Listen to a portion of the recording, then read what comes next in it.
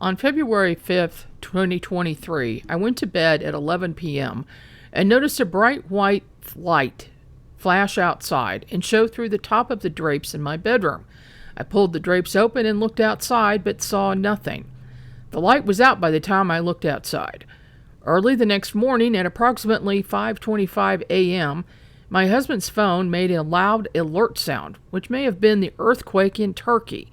He had forgotten to put it in the kitchen the night before where he charges it up, so I took the phone into the kitchen and plugged it in. At that moment, I felt as if something was not right, and there was a presence in the house or outside the house. I started looking outside windows and around the house when I suddenly had the idea that I needed to check my MADAR unit.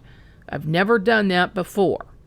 MADAR stands for Multiple Anomaly Detection and Automated Recording, and the project was created and is headed by Fran Ridge. MADAR is the first detection and recording system for anomalies in the geomagnetic field and background radiation. MADAR detects UFOs in the area. There are units all over the world. I looked at my MADAR unit and the light came on. I knew then that a UFO was near my house and began going around to look out the windows and doors. I could see nothing, however. When I walked to the dining room towards the sliding glass doors, I saw two bright white flashes of light on the wall next to the stairs. I turned to look back at the kitchen, which is where I thought the source of light must have come from, but could see nothing that would have caused the lights. As I turned to pull the drapes back on the doors to look outside, I heard a grunt sound approximately 2 feet behind me and about 6 feet off the floor. I quickly turned on the light and swung around, but could see nothing. However, I could sense that something was there. Perhaps the flashes of light was a portal opening, and this being walked in. Needless to say, I got no sleep the rest of the morning. The next day, I asked James Bair, our chief MADAR analyst for Missouri MUFON, to check the records on my Node 45 unit, and he found that there were 3 alerts at 5:33 a.m. on February 6th, which is the exact same time that all of this was going on.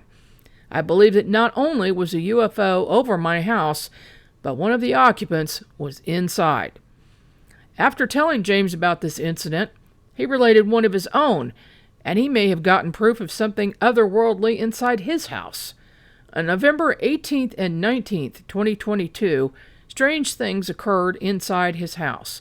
Objects moved on their own, he heard noises during the night, and channels changed on their own on the TV. This was not normal, and James sensed that there was a presence in the house. MADAR alerts were recorded on both days in the late afternoon on his Node 40 unit, indicating that there was a UFO nearby.